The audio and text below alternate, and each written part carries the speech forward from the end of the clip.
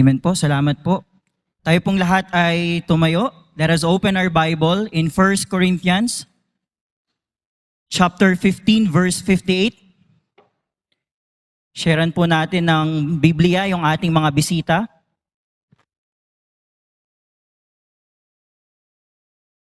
In the book of 1 Corinthians chapter 15 verse 58. Basahin po natin. Ang sabi po diyan, "Therefore, my beloved brethren, be steadfast, unmovable, always abounding in the work of the Lord, for as much as ye know that your labor is not in vain in the Lord." Amen? Sabi po dyan, that your labor is not in vain in the Lord. Tayo pong lahat ay sumandaling yumuko at manalangin. Panginoong Diyos, Ama, salamat po sa umagang ito. Salamat, Panginoon, sa pagkakataon na minsan pa, Panginoon, dinagdagan niyo po ng panibagong araw ang aming mga buhay. Kayo ang may hawak ng lahat, Panginoon, and the fact that we are still here and we are alive. Salamat, Panginoon, dahil ito po ay panibagong pagkakataon para sa bawat isa na makapag-aral muli ng inyong salita. At sa pag-aaral na ito, Panginoon, meron kami nawang matutunan pag-uwi po namin ng aming mga tahanan. Humihingi kami, Panginoon, ng tawad sa aming mga kasalanan, sa aming mga pagkukulang. Kung pagkaminsan, Panginoon, kami ay nagiging pasaway, kami nakakapagsalita ng hindi maganda, nakakapag-isip at nakakagawa, Panginoon, ng against sa inyong kalooban. Patuloy, Panginoon, hubugin niyo po ang puso, ang aming pagkatao bilang inyong mga anak, na kami ay makitaan ng mabuting patotoo. At salamat sa inyong salita, Panginoon, maging instrumento ito upang maging equip kami, Panginoon, maging buo kami sa umagang ito, upang sa darating na linggo, Panginoon, ay meron kaming sandata na maaari naming gamitin, Panginoon, sa oras ng mga temptations and mga challenges ng aming buhay.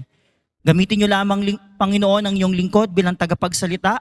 Kayo ang magsalita at talino niyo, Panginoon, ang aming maunawaan at amin pong ma-absorb this morning.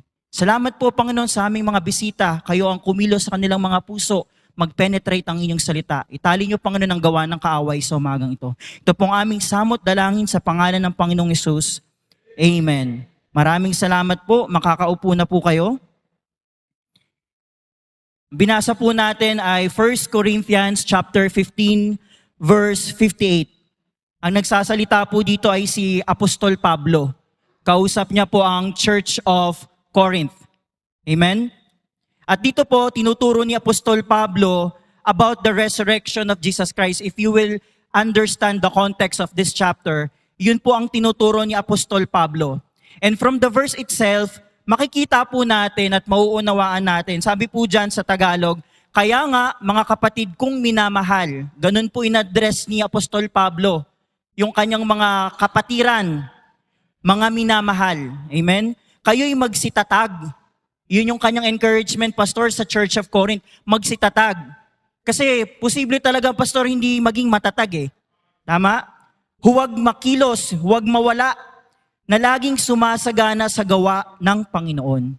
Amen? Abounding in the work of the Lord. Dahil maraming gawain, maraming dapat isipin at gawin na pagpapagal para sa Panginoon. Naniniwala po ba kayo doon, mga kapatid? Ang gawain po ng Panginoon ay hindi lang pagtatiles. Amen? Ito po ay bahagi ng gawain, but there's so much more. Amen? Marami po na gawain para sa Panginoon. Amen? At ang sabi po dyan ni Apostol Pablo, yamang nalalaman ninyo na hindi walang kabuluhan ang inyong gawa sa Panginoon. Yun po yung pinakamahalaga dito, mga kapatid, na maunawaan natin sa umagang ito. Na yung ginagawa natin na itong paglilingkod, paggising natin ng maaga, tuwing araw ng linggo, ito po ay merong eternal value. Na yung ginagawa po natin dito na paglingkuran ng Panginoon, meron po itong value. Hindi po ito walang kwenta. Kasi Pastor, kung itong ginagawa natin, wala pala itong value, bakit pa tayo nag-aaksaya ng oras at panahon? Pero ang sabi po ng Biblia, ito po ay meron pong kahalagahan. Ito po ay merong value, eternal value sa harapan ng Panginoon. Dahil at the end of the time, we are all doing these things for the glory of God. Amen? Amen, church? Kaya ito pong preaching na ito, connected po ito sa preaching ni Brother Alvin last time, Pastor eh. Kasi ang pinag-usapan po natin last Sunday, di ba? What will happen if I quit in the ministry? Eh ang encouragement nga ni Apostol Pablo, magsitatag tayo, huwag, makilos or unmovable. And the fact na ito yung encouragement ni Apostol Pablo sa Church of Corinth, na binabasa na rin natin sa panahon natin ngayon, meaning there could be a probability that all of us or some of us may quit in the ministry. Kaya kailangan ng motivation, kailangan ng encouragement, kaya kailangan po natin ng Word of God. Kaya mga kapatid, when we feel we are quitting, when we feel we are discouraged, kailangan po natin ang salita ng Panginoon. Ito po yung enough source to be motivated and to get back sa fire, sa paglilingkod sa Panginoon. Amen? Kaya sa umagang ito, if you feel discouraged, if you feel cold, ayan, if you feel unmotivated, nasa bahay mo naman talaga yung susi para bumalik ka sa paglilingkod. Amen? Ito po yung susi. And then when I'm evaluating, sabi ko nga, ang ganda ng preaching last Sunday. Short pero straightforward. Very meaty. Kaya ang goal ko ngayon, 10 minutes lang to, Pastor eh. Sa sobrang bilis nung preaching last Sunday, di ba? Pero busog po tayong lahat. Kaya dapat mga 9:23 tapos na ako, Pastor. Hindi po, sa biyaya po ng Panginoon. Dahil if we will try to understand, if i-evaluate po natin, napakadami pong dahilan. Hindi po mauubos ang dahilan. Bakit ang isang Kristiyano, bakit ang isang anak ng Diyos ay pinipiling huminto? Bakit pinipiling mag-quit? Right? And number one na po dyan, syempre, because of sin. Diba? Nagiging distracted po kasi tayo sa kasalanan. Minsan, akala natin, yung unti-unting paglayo, okay lang. But you will be shocked one day, you will be surprised one day, ang layo mo na pala sa Panginoon. Kasi unti-unti, yung akala mo normal lang na paglayo, ay nagiging malayo na pala. And you found out one day, you are quitting. Diba? Akala mo na yung simpleng pagpaprioritize mo sa trabaho mo na ma-promote ka, na okay lang kahit hindi ka na makapag-church pag Sunday, dahil yun yung nagiging focus mo, akala mo okay lang pero yun na pala yung simula ng iyong paglayo at paghinto sa gawain ng Panginoon. Yung mga personal goals natin, yung mga gusto nating ma-achieve sa career natin, hindi natin namamalayan, meron na palang nasa-sacrifice. At ang nasa-sacrifice na pala yung ministry na meron tayo sa church.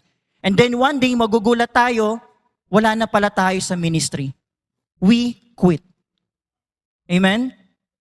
Minsan akala mo yung simpleng love life, akala mo yung simpleng meron kang masaya ka, pero magugulat ka one day, yung love mo sa gawain, mas konti na lang kaysa yung love mo sa iyong partner. 'Di ba? Or kaya naman sa mga estudyante, baka mas focus na natin masyado yung pag-aaral natin. Masyado na natin ina-achieve yung mga Latin honors na yan. 'Di ba? To the point of losing your ministry or quitting in your ministry. Mga kapatid, yung mga bagay po na yan na pinaprioritize natin dito sa mundo, hindi po yan yung sinabi ng Panginoon na may eternal value. Sa mata ng tao, sa mata ng mamamayan ng buong Pilipinas, ikaw ay mahusay na mamamayan. Ikaw ay mahusay na Pilipino. Pero sa mata ng Diyos, lahat yan ay walang kabuluhan. Bakit? Dahil nanalo ka man sa mundong ito, huminto ka naman sa gawain ng Panginoon. Di baling matalo na tayo sa mundo, basta panalo tayo sa gawain ng Panginoon. Amen? Aanhin natin yung tagumpay na merong ibibigay ng mundo, pero sa harapan ng Panginoon, ikaw pala ay talunan. Ikaw ay quitter. Amen? What do you feel when someone or somebody tells you, ay quitter yan si Brother Lester, si Brother Jeremiah, quitter yan eh. Ayokong kagrupo yan, mabilis sumuko yan. Di ba? Being a quitter is not an advantage. Tama po? Being a quitter is not something to be proud of. Tama po? Hindi yan nakakaganda ng pagkatao, lalo higit sa paningin ng Panginoon. Amen? Magtataka tayo bakit sila na lang lagi yung nasa ministry. Huminto ka eh. 'Di ba? Pinili mong huminto. Paano ka gagamitin ng Panginoon? Amen, church? And one of the things, bakit nagkukwit ang isa sa ang mga Kristiyano, dahil sa tinatawag nating misconception. When we say misconception, okay. So ito po, pag sinabi nating misconception, next slide po, sir. Ayan, sige po, ayan muna. When we say misconception, it means wrong view or incorrect understanding. I found out and I realized through the light of the scriptures, through the help of God, may mga bagay na mali tayo ng pagkakaunawa pagdating sa ministry. Kaya napipilitan or naiisip nating mag-quit. Di ba naranasan nyo na po ba yan na nagkaroon kayo ng maling pagkaunawa sa isang bagay? Akala mo pwedeng tumawid, bawal pala, nasagasaan ka ngayon. Akala mo pwedeng magsaksak ng 220 or 110, bawal pala, sumabog. Di ba? Akala mo pwede ka dong mag-CR, pang babae pala yon or pang lalaki pala yon. Di ba? Maraming pwedeng mangyaring hindi maganda pag meron po tayong maling pagkakaunawa o maling pagkakaintindi sa isang bagay. At alam niyo mga kapatid, this morning, ang topic po natin is the misconceptions about the ministry. At alam niyo po, hindi natin to pwedeng maliitin. Kasi kapag itong mga bagay na to ay hindi naging malinaw sa atin, yung sinasabi ni Sir Alvin last week, pwede talaga siyang mangyari.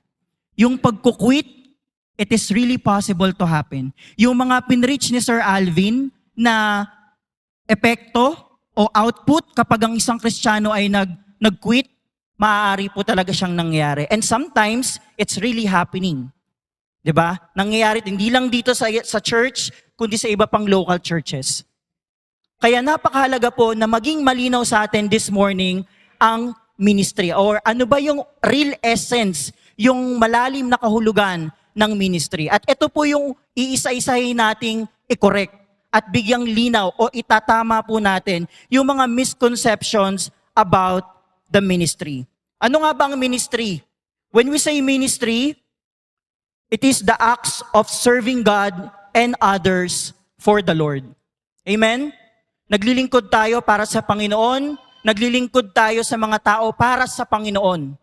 Pag nag-share tayo ng salvation, di ba, we serve people. Di ba? Meaning we are serving God. Yun po ang ministry. Yung meron po tayo dito sa simbahan, ministry po yan. Naglilingkod po tayo para sa Panginoon at para sa ating mga kapatiran. Amen? So ngayon po, number 1, sabi ko nga 10 minutes lang dapat eh. First misconception about ministry. Ministry is a burden. Ayan. Kailangan makorek natin to. Kasi pag hindi to nakorek, Pastor, lifetime yan ang mauunawaan mo. 'Di ba? Kaya dapat, mga magulang, napakahalaga po kayo mismo. Meron kayong clear understanding about ministry para ma-encourage nyo yung mga anak nyo to be part of the ministry. Amen? Kasi kayo yung unang magmo-motivate sa kanila. Katulad po ni Apostol Pablo na nagmo-motivate sa Church of Corinth, kayo din po iyon. Kailangan yung i-motivate ang inyong mga anak. At bawat isa sa atin, i-motivate po natin yung bawat isa magkaroon ng clear understanding and to clear misconceptions about ministry. And number 1, wag po nating isipin na ang ministry ay burden. When we say burden, pabigat, pahirap, agaw oras. Madalas yan ang nagiging thinking ng mga Kristiyano, kaya ayaw nila, Pastor, maging part ng ministry. Ayaw nilang mag-commit kasi alam nila na yung oras nila mako-consume ng gawain ng Panginoon. And that's a sad thing to realize. Pangit po yun na makita sa isang Kristiyano na ang ministry ay pahirap pala para sa'yo.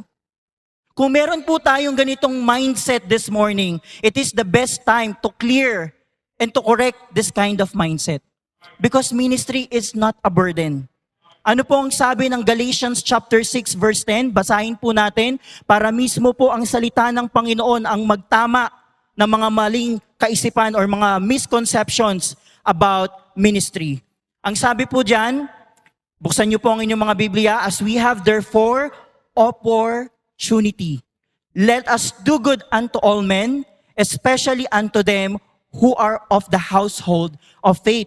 Kaya nga, samantalang tayo'y may pagkakataon, ay magsigawa tayo ng mabuti sa lahat at lalong-lalo na sa mga kasangbahay sa pananampalataya. Amen? So this morning, mga kapatid, ministry is not a burden. Ministry is an opportunity. Amen? Huwag po nating isipin na ang paglilingkod o gawain sa Panginoon ay pabigat. Dahil hindi po. Physically, napapagod po tayo, Pastor. Tama? Pero hindi po yan pabigat. Yan po ay pagkakataon para tayo ay makapaglingkod para sa Panginoon. Amen? And imagine niyo po, ang paglilingkuran natin ay ang Diyos. Siya po yung paglilingkuran natin. At ano dapat yung meron tayong karakteristik? Katulad ni Apostol Pablo. Sa 1 Timothy chapter 1 verse 12, basahin po natin yung sinabi ni Apostol Pablo. And I thank Christ Jesus our Lord, who hath enabled me, for that He counted me faithful, putting me into the ministry. So nandun po yung gratitude, Pastor. Sabi po dyan ni Apostol Pablo, and I thank Christ Jesus our Lord, who hath enabled me. Pag sinabi pong who hath enabled me, it is Christ who gives him strength and ability to serve in the ministry. Bakit po? Because not everyone has the strength to serve in the ministry. Hindi po tayo habang buhay may kakayanan para maglingkod sa Panginoon. Meron lang pong life expectancy ang isang Pilipino, ang isang tao. Alam nyo, according sa research po ngayon, ang life expectancy ng mga Pilipino, meaning ano yung average na nabubuhay, edad na nabubuhay ng mga Pilipino ngayon, nasa 71.70 or round off natin, 72 years old. Mapalad na lang po yung mga tao ngayon nang umaabot ng 72 pataas. Which is true. Di ba, Pastor? Pabata ng pabata ngayon yung mga namamatay. Kaya the fact that we are still living in this world and God is giving you the strength, enabling you to be put in the ministry, you must be thankful. And take that ministry is not a burden, but rather an opportunity. Amen? Out of the millions of people, ikaw yung gagamitin ng Panginoon para kumuha ng preaching na may poging preacher? Ikaw yung kakanta para sa Panginoon? Na-imagine po ba natin kung paano tayo binigyan ng pagkakataon ng Panginoon para makapaglingkod sa Kanya? 'Di ba? Na merong dumating isang araw, nag-share sa'yo ng gospel para makakilala ka at nakaunawa ka na meron palang kaligtasan. At ngayon, kabahagi ka na ng gawain ng Panginoon. Amen, church? Ano po sabi sa sumunod na verse? Sa verse 13. Who was before a blasphemer? Ayan, ito po ang sabi ni Apostol Pablo. Siya po ay dating blasphemer and a persecutor and injurious. But I obtained mercy because I did it ignorantly in unbelief. Si Apostol Pablo nang nagpapasalamat sa pagkakataon ay dating makasalanan. Dating blasphemer po na namumusong, nag-uusig ng mga Kristiyano. Pero ngayon, siya ay nagpapasalamat sa habag na ibinigay ng Panginoon para sa kanya. And we, all of here, tayo po ay kinaawaan ng Panginoon. Amen? Kinahabagan na ang Panginoon ay napako sa krus ng Kalbaryo para sa kabayaran ng akin at ng ating mga kasalanan. Amen, church? Na tayo po dapat lahat tayo bound to hell eh. Amen? If we will read the Bible, ang destination po nating mga tao because of our sins is hell. Pero dahil sa pag-ibig ng Panginoon, binigyan niya po tayo ng pagkakataon, an opportunity to be put in the ministry. Tapos ngayon iisipin natin na ang ministry burden, na yung pagpapakain sa mga manggagawa burden, na yung pag-first fruit ay burden, na ang pagtatites ay burden, na ang pag-awit sa Panginoon ay burden, yung pag-a-usher burden, yung pag-aayos ng technical, ng sound system natin burden, or even yung paglilinis tuwing Sabado burden. Hindi po yun burden, mga kapatid. It is an opportunity to serve God. Verse 14, and the grace of our Lord was exceeding abundant with faith and love, which is in Christ Jesus. Amen? And verse 15 po, this is a faithful saying and worthy of all acceptation that Christ Jesus came into the world to save sinners, of whom I am chief. Diba yun po yung acknowledgement ni Apostol Pablo na siya ay dating makasalanan at sa lahat ng makasalanan na yun, siya yung chief. Siya yung pinakamakasalanan, yun yung kanyang turing sa kanyang sarili. Ganun po siya ka-grateful. Tiningnan niya yung dati niyang pagkatao na ngayon eto na siya. Na ginawa siyang able ng Panginoon. Binigyan siya ng opportunity ng Panginoon to be part of the ministry. And katulad po ni Apostol Pablo na tao lang din, tayo po ay tao lang din na makasalanan tulad niya. Pero nakikita po ba sa atin yung pagiging grateful? Yung pagiging thankful? Na tayo ay bound to hell pero ngayon meron tayong kalinawan. Meron tayong kasiguraduhan na pag tayo ay namatay, meron tayong kaligtasan. Amen? Alam niyo mga kapatid, when you feel discouraged, one of the best motivation, always refresh your salvation. Amen? I-refresh mo lang yung salvation mo. Na ikaw, bound to hell ka, makasalanan ka, pero dahil sa kabutihan ng Panginoon, mapupunta ka sa langit. And that is more than enough to serve the Lord. Amen? Kung paano ka-grateful si Apostol Pablo na siya ay minsang kinaawaan ng Panginoon at inilagay sa ministry, ganun din po dapat tayo. Dahil yung opportunity po, hindi po yan dumarating sa lahat. Amen? Would you imagine, naranasan nyo na po ba to, na nag-share kayo ng gospel, pero yung sinashare nyo, parang ang hirap-hirap para sa kanyang unawain. Yung salvation. Diba na-experience nyo na po yan, na parang, ano bang mahirap unawain sa kaligtasan? Diba? Napapaisip tayo minsan, o parang na-curious tayo, bakit baga itong mga taong ito ay hirap unawain ang kaligtasan? Pero ako naman ay nauunawaan ko. Hindi nyo po ba naiisip yun minsan? Or kung na-experience nyo, natatanong nyo din po ba yun sa inyong mga sarili? And from that moment, alam nyo, napakasarap magpasalamat sa Panginoon na, Panginoon, salamat. Kasi kung sila hindi nila nauunawaan, hirap silang unawain, pero ako naunawaan ko. Hindi niya hinayaan na maging tulad ako ng mga tao na to na hirap umunawa. Naunawaan ko na ang pagkapako pala ng Panginoon sa krus ng Kalbaryo ay para sa kabayaran ng aking mga kasalanan. And again mga kapatid, the fact that we understand salvation means God called you for an opportunity. For the ministry. Kaya dapat hindi po natin iniisip na ang ministry ay pahirap. Amen? Kasi kung meron mang nahirapan yun ng Panginoong Hesukristo, siya po yung unang nahirapan. Diba nabasa naman po natin kung anong nangyari sa Panginoon. Hindi po siya basta kinulong. Siya po ay ipinako sa krus. Pinahirapan po siya. Yung walang kasalanan, siya yung nagbayad para sa mga makasalanan. Yun po yung pag-ibig at yun po yung ministry ng Panginoong Hesukristo para sa atin. And now, ibabalik lang natin yung ginawa ng Panginoon in a simple ways. Simple ministry. Sasabihin natin na burden na ito. Kapatid, yung hirap na nararanasan natin ngayon sa ministry, wala pa yan sa katiting na naranasan ng Panginoon nung siya ay napako sa krus ng Kalbaryo. Yun yung merong eternal value. Pero ang hinihingi ng Panginoon, yung kaya nating gawin para sa Kanya. Tapos, ang magiging mindset pa natin, burden, nakakahiya naman po sa Panginoon. Amen?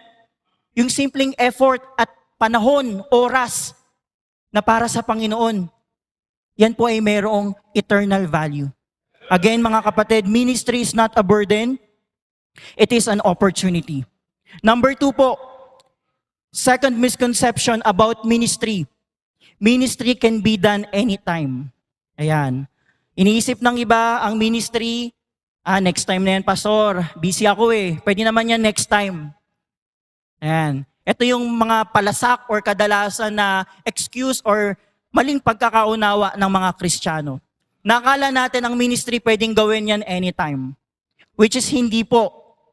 Ang sabi po ng Panginoong Hesukristo sa John chapter 9 verse 4, I must work the works of Him that sent me while it is day. The night cometh when no man can work. Amen? Kinakailangan nating gawin ang mga gawa ngayong nagsugo sa akin samantalang araw. Dumarating ang gabi na walang taong makagagawa. Amen? Kung meron tayong opportunity na maglingkod sa Panginoon, gawin na po natin ngayon. Dahil ang pagkakataon na yung, or opportunity, hindi po yan lagi. Hindi po yan laging dumarating sa buhay ng isang Kristiyano. Kaya when opportunity is given to serve the Lord, take it with a grateful heart. And again, ministry cannot be done anytime. Time is limited. Pwede mo bang sabihin sa katabi mo ngayon, kapatid, time is limited. Amen. Sabi po sa Ecclesiastes chapter 3 verse 1, to everything there is a season and a time to every purpose under the heaven. Amen? Sa bawat bagay ay may kapanahunan. Kung panahon ngayon ng paglilingkod, maglingkod tayo. 'Di ba? Dati itong church natin, hindi naman to ganito dati, wala namang nagta-tiles. Wala namang nagpapamerienda dati nung nandoon pa tayo kay Ate Core. Ngayong may panahon para magpamerienda tayo. Amen? Ito yung season. Kung may panahon na merong imamap, magmap tayo. Kasi hindi mo naman pwedeng imap yung rough na flooring natin noon eh. Ito yung panahon, kapatid. Ito yung panahon ng pagkakataon. Gamitin mo because ministry cannot be done anytime. It is only given on a certain time. Pag wala na yan, wala ka na sa mundo, hindi mo na yan magagawa. Amen? Alam mo ba kung hanggang kailan lang ang buhay mo? Feeling ko hanggang 70 lang ako eh. Kaya pagka 60 doon na lang siguro ako maglilingkod. Wala pong nakakaalam. 'Di ba? Ang kamatayan po ng tao pagka minsan ay surprise. Gulatan. 'Di ba? Magugulat ka na lang, ngayong taon may nawala, may nanghina, may nagkasakit, may naaksidente, because no one knows kung kailan po darating ang kamatayan sa buhay ng isang tao. Kaya habang tayo po ay may pagkakataon at habang tayo ay may oras, maglingkod po tayo. Sabi po sa Ephesians chapter 5, verse 15, see then not that ye walk circumspectly, not as fools, but as wise. Mga kapatid, maging matalino po tayo. Yung oras po natin, gamitin po natin ng may talino. Huwag po katulad ng mangmang, sabi ng Biblia. Kasi ito po yung reality ng mundo. Ito po yung reality ng buhay natin ngayon. Lahat naman tayo busy eh. Tama po? Lahat naman tayo may schedule. Lahat naman tayo may pinagkakaabalahan. Lahat tayo nagsusumika para ma-provide yung ating mga personal needs at yung needs ng ating mga family. Amen? Lahat tayo busy. Pero hindi po yun enough reason para tayo ay huminto sa gawain ng Panginoon. Mahirap sabihin ng Panginoon, masyado ka na palang busy dyan, umuwi ka na lang dito. Hindi naman kita mapakikinabangan. 'Di ba? Kung papipiliin naman tayo, anong gusto nyo? Uuwi na tayo sa Panginoon o maglilingkod muna tayo?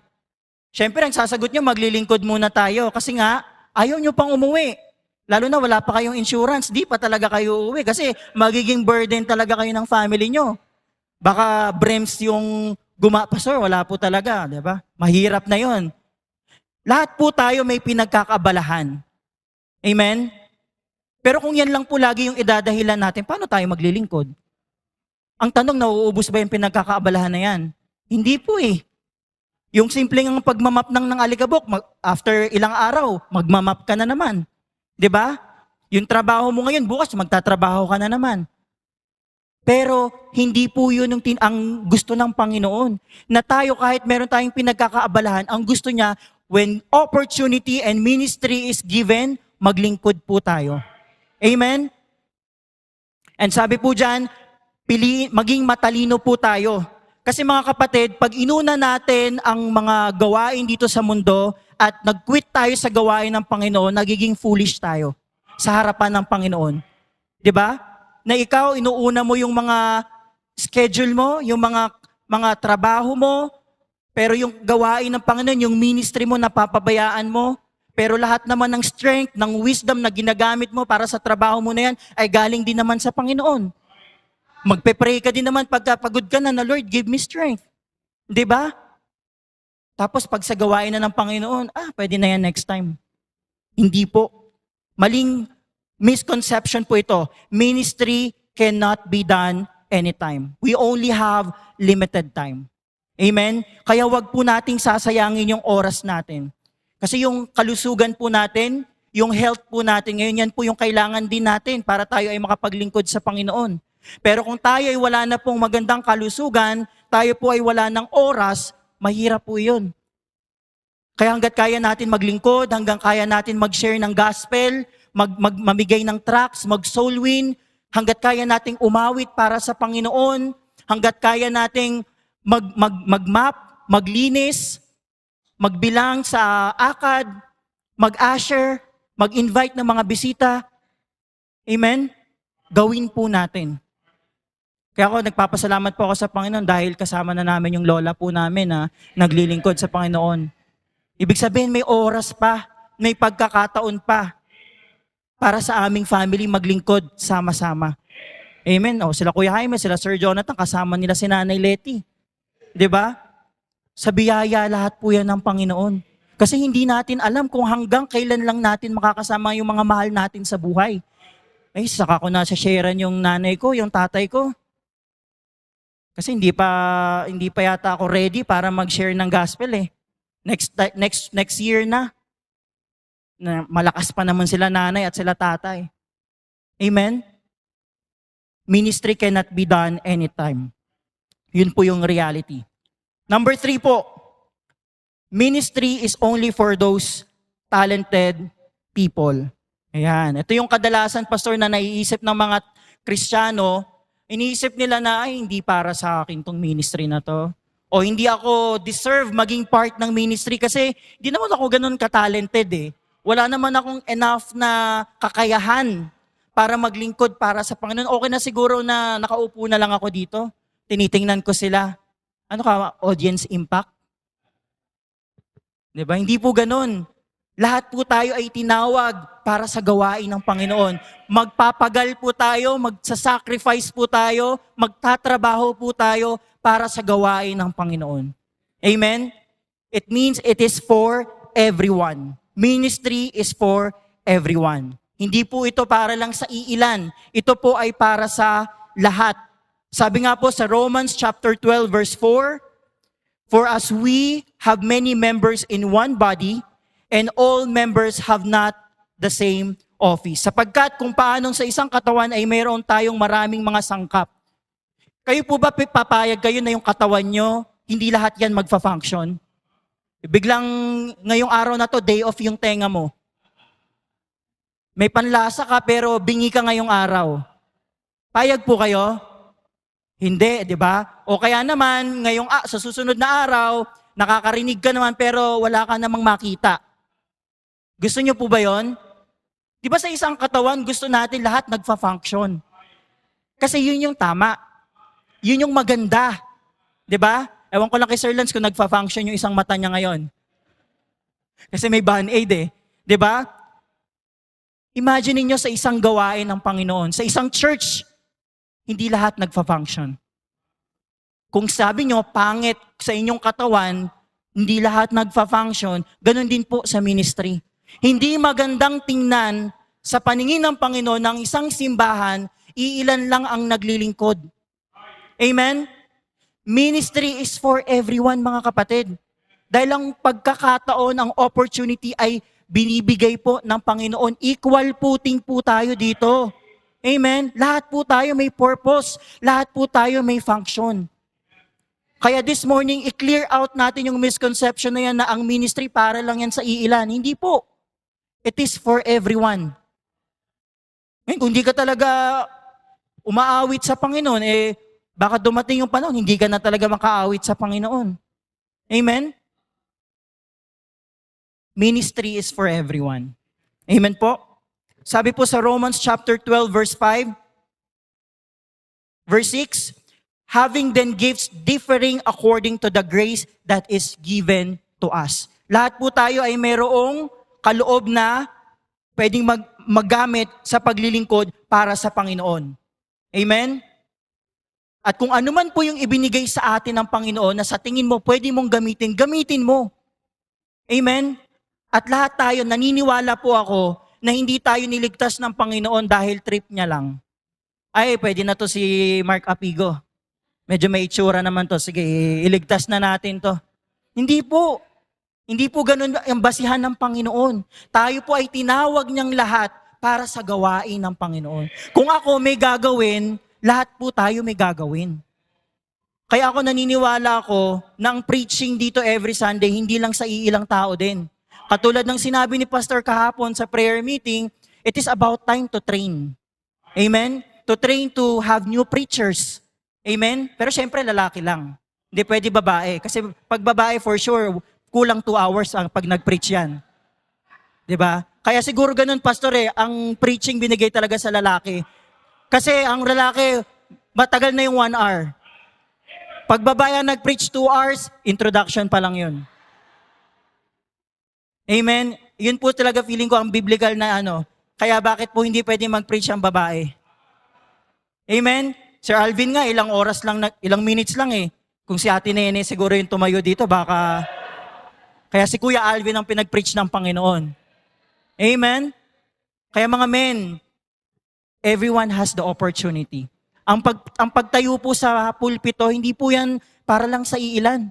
Kasi kung ano naman po yung tinuturo ng mga preachers natin dito, yun din naman yung hawak nyo Minsan nga, mas maganda pa yung mga Bible nyo 'Di ba? Pero iisa lang po ang nilalaman yan.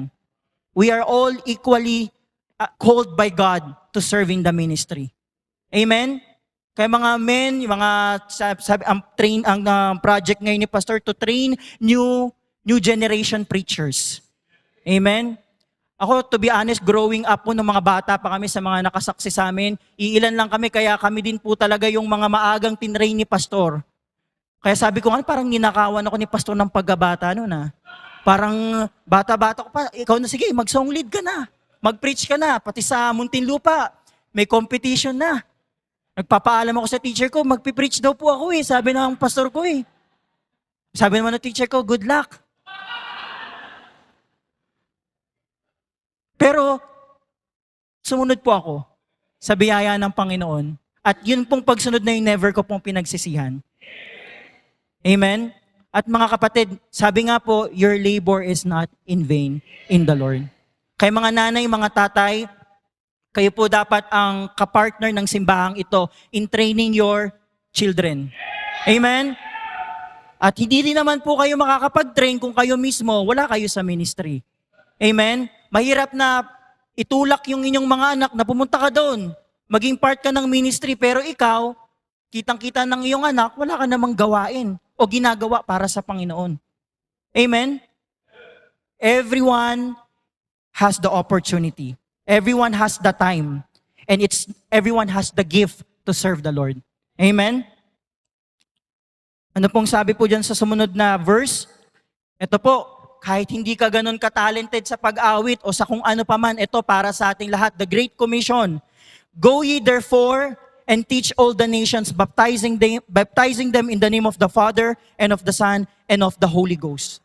Amen? Ang soul winning po, para sa lahat po yan.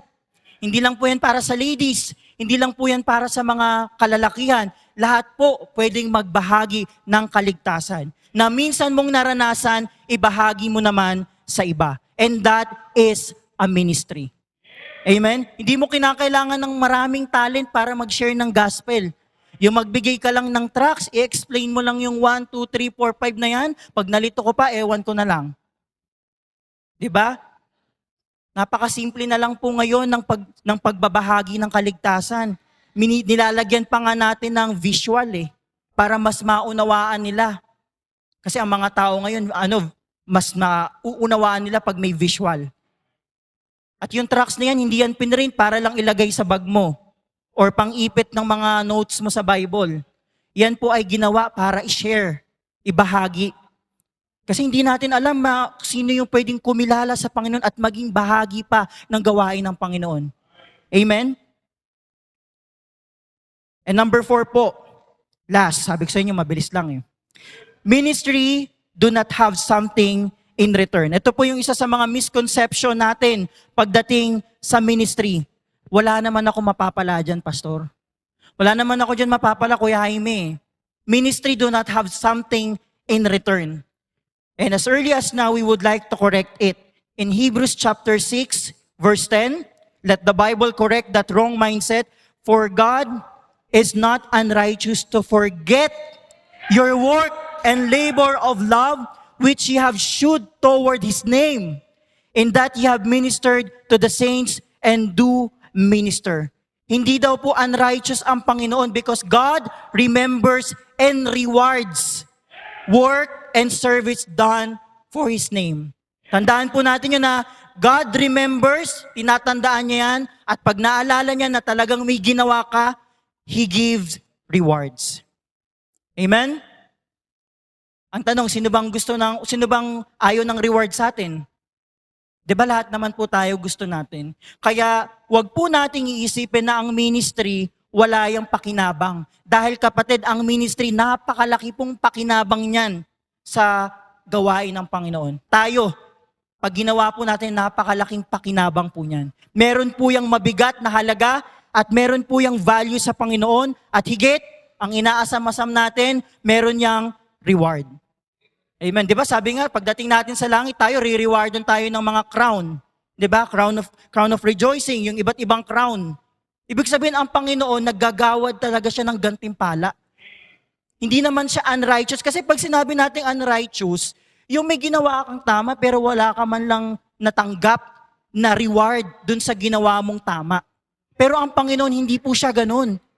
Nakikita niya na ikaw, Brother JM, nagtatapat ka sa Panginoon, kita niya yan, magbibigay siya ng reward para sa'yo. Amen? At alam niyo mga kapatid, kung gusto niyo po talagang pagpalain ng Panginoon, nasa ministry po ang susi. Amen? Katulad ni King Hezekiah, di ba Pastor? Ako yun talaga yung matagal ko nang pinangahawakan. Every time na nanalangin ako, ang hirap lumapit sa Panginoon pag wala kang ministry. Pag wala kang mailambing sa Panginoon, na Lord, baka naman pwedeng ma-recognize mo yung pag-awit ko sa'yo. Baka Lord, pwede mo namang ma-recognize yung ginagawa kong paglilinis sa church. Meron kang ilalambing katulad ni King Hezekiah na dinagdagan pa ng taon ang kanyang buhay. Kasi nakita ng Panginoon deserve nito. Deserve niyang dagdagan pa yung buhay. Granted. Mahirap kapatid na oras ng iyong pangangailangan, walang makitang gawa sa iyo ang Panginoon. Sorry, walang nakalagay dito sa langit na iyong pagpapagal, paglilingkod, yung panalangin na yan, walang katugunan. Di ba napakasakit po nun? Napakahirap po nun. Kahit nga yung mga magulang paghihingi ng request yung inyong mga anak, di ba parang gusto nyo muna, meron ka munang mapatunayan. O gandahan mo muna yung grades mo. O maglinis ka muna ng bahay bago ka umalis. Meron ka muna dapat labor. Meron ka muna dapat service. 'Di ba? Mahirap magpaalam ng maganda ka lang. Mahirap magpaalam na pogi ka lang. Baka masampal ka pa ng nanay mo. May oras kang pagpaganda, magpapogis, pero sa bahay wala kang oras.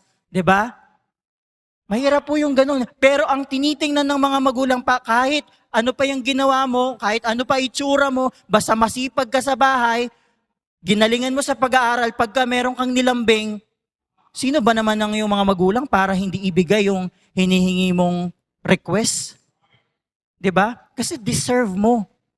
Ngayon kapatid, ask yourself, evaluate natin yung sarili natin. Deserving ba ako? Meron ba akong ginagawa para sa Panginoon? If wala, this is the right time para meron kang gawin. Amen? Kasi mahirap maglambing sa Panginoon kung alam mo sa sarili mo wala kang tinatrabaho para sa gawain ng Panginoon. Ang tinatrabaho mo puro sa sarili mo.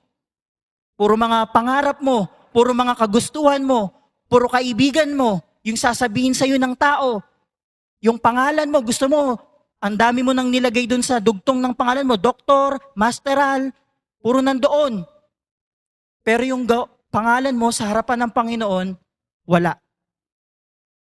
Kaya mga kapatid, Baguhin po natin yung ganong mindset. I-clear po natin yung misconception na yon. Ministry do not have something in return because ministry gives blessings. Amen? Meron pong gantimpala, katulad po sinabi sa Hebrews, na ang Panginoon po ay nag-re-reward. Amen? For God is not unrighteous to forget your work and labor of love. Amen? Kung meron kang paglilingkod, sa gawain ng Panginoon, may pag-ibig ka na nang naglilingkod, hindi yan makakalimutan ng Panginoon. Amen? Kaya ako, every time na may nagpapa-prayer request sa akin or merong nagtatanong ano ba yung consultation, counseling, ang lagi kong pinapayo, maglingkod ka. Kasi napatunayan ni King Hezekiah, personally, napatunayan ko sa sarili ko kung paano mag-grant ang Panginoon pag meron kang ginagawa. Isa lang naman yung Biblia po. Magkakaiba lang po tayo na tao, pero same po ng sistema. Pag meron kang ginawa para sa Panginoon, hindi niya yan kakalimutan. Ngayon this morning, kung meron kang mga napakatagal ng pinagpe-pray at talagang meron kang mga gustong ma-achieve para sa sarili mo at para sa pamilya mo, ang unahin mong gawin, kapatid, maglingkod ka. Yun muna. Above anything else, bago mo unahin yung mga strategy na naiisip mo, ano pa man yung mga gamit mo na mga libro, kung paano ka yayaman, paano ka makakapag-acquire ng mga ganitong mga pag-aari-arian, unahin mo munang maglingkod sa Panginoon. Amen? And in conclusion po, in Galatians chapter 6 verse 9 po muna ang sabi dyan, and let us not be weary in well-doing, for in due season we shall reap if we faint not. Ayan, palasak na po yung verse na to, alam na po natin to. Amen? Na ang Panginoon, at the right season, pag nakita niya tayong naglilingkod talaga, at hindi tayo tumigil, hindi tayo nag-quit, siya po yung magbibigay ng reward sa atin. For sure, lahat po tayo mga may personal prayer requests. Tama po? Good health, safety and protection, bagong property, magkaroon ng ganito, magkaroon ng ganyan, makapasa sa exam, makagraduate, mapromote, amen? Magkaroon ng negosyo. Kasi lahat naman yan para sa ikabubuti ng pamilya at ng sarili po natin. Pero bago po natin yun unahin po muna natin maglingkod sa Panginoon. And the rest will follow. Amen? And lastly po, sabi nga po, sabay sa atin pong scripture, sa last part. Next slide po. Reminder, for as much as you know that your labor is not in vain in the Lord. Yan po ang lagi po nating pakakatandaan. Ang atin pong mga paglilingkuran para sa Panginoon, meron po yung value. Meron po yung halaga. Kung akala lang natin minsan wala, pero meron. Parang movie pala yun, Pastor. Pero meron po talaga. Meron pong value. Magugulat ka na lang isang araw yung pinagpe-pray mo, igagrant ng Panginoon kasi nakita niya ang iyong labor. Pag sinabing labor, Pastor, di ba, talagang may pagod, may hirap. Amen? At yung paghihirap mo na yan para sa Panginoon, yan po ay hindi mawawala ng kabuluhan. Kaya kapatid, kung nahihirapan tayo sa ministry, isa lang ang sagot dyan, hindi lang ikaw ang nahihirapan.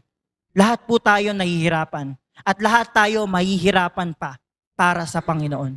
Amen? Maging kabahagi po tayo ng gawain dahil lahat po ng pagpapala maaari din tayong maging kabahagi. Amen? Isipin niyo po yung sitwasyon natin dati sa dati nating church. Imagine niyo kung ano yung meron tayo ngayon. Lahat po yan ay bunga ng labor para sa Panginoon. Amen? Yung ginhawa na nararanasan natin ngayon, meron na tayong tiles, meron na tayong ceiling na hindi naman natin nararanasan noon. Lahat po ito ay bunga ng labor. Lahat po ito ay bunga ng ministry para sa Panginoon. Amen? Kaya huwag niyo pong mamaliitin ang ministry dahil malaki po ang pwedeng magawa niyan sa buhay ng isang Kristiyano. And if you want to prove it, you want to test it, be part of the ministry. Tumayo po tayong lahat. Tayo po ay manalangin. Panginoong Diyos, Ama, salamat po sa umagang ito.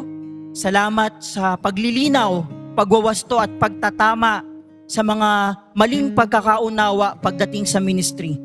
Salamat, Lord, for clearing out, correcting us that ministry is not a burden. Ministry has only limited time. Ministry is for everyone, Panginoon. And most importantly, ministry gives rewards sa tulong at biyaya niyo, Panginoon. Salamat, Panginoon, dahil ito ay malaking paalala sa amin na hindi dapat namin minamaliit, hindi namin dapat binabaliwala ang inyong gawain. Dahil ito, Panginoon, ay isang napakalaking pribilehiyo. Ito ay napakalaking pagkakataon na sa amin niyo po ipinagkaloob. Salamat, Panginoon. Salamat po. Nais ko pong tawagin ang ating pastor.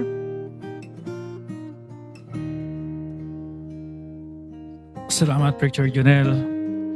Lapit tayo dito sa harapan. Lahat na nag-iisip ngayon na, Panginoon, salamat, malakas pa ako, buhay pa ako. Sinyalis ito na opportunity, pagkakataon na mapaglingkuran ko pa kayo. Come on. Lahat na nakarinig ng preaching, lapit po dito. Lumapit po tayo na may puso na nagpapakumbaba, nagpapasalamat. Pasalamatan natin ang Panginoon. Lord, thank you po sa opportunity na mapaglingkuran kayo. Ngayon, Panginoon, wawalisin ko po yung mga misconception sa ministry. Mahirap, pero hindi ito pahirap. Hindi ko ito sasabihin na saka na lang dahil limited ang time. Hindi ito para sa iilan lang. Kasali ako. Dahil ako'y isa sa iniligtas ninyo. At bilang pasasalamat ng kaligtasang natanggap ko, buong pusong pasasalamat na kayo paglilingkuran ko kasama ang aking katawan. Kung minsan, parang ang ministry, walang pakinabang. Kadayaan nyo ng demonyo at ng sanlibutan. Ang ministry ay may eternal reward. Mahalaga. Ama naming Diyos, salamat po sa inyong mensahe. Nakaluhod po ang inyong mga anak. Nagpapasalamat sa opportunity na ipinagkaloob mo na pwede pa namin kayong paglingkuran. Habang kami, Panginoon, ay pinagkakalooban mo, binibigyan nyo ng opportunity, igagrab namin ito. Dahil ang meron lamang katuturan sa buhay na ito ay yung mga bagay na ginawa namin na kayo ay nabigyan ng kaluguran. Pero kung ang aming oras, ang aming lakas ay ginugo lamang namin na walang bahid na kaluguran sa inyong harapan, sabi ni Solomon, vanity, walang kwenta. Nagubos lang ng oras, ng panahon, pero walang kwenta. Ang conclusion ni Solomon, ang mahalaga sa buhay, matakot sa Diyos at siya'y paglingkuran. Salamat po sa mga bisita. Ang kaligtasan ay sa Panginoon lamang. Hindi sa relihiyon, hindi sa gagawin mo, o hindi sa ginawa ni Kristo sa krus para bayaran yung kasalanan mo na magdadala sa iyo sa impyerno. You need the Lord Jesus Christ. Salamat po. Ito'y panalangin namin sa inyo sa pangalan ng Panginoong Hesus. Amen. Praise the Lord. Amen.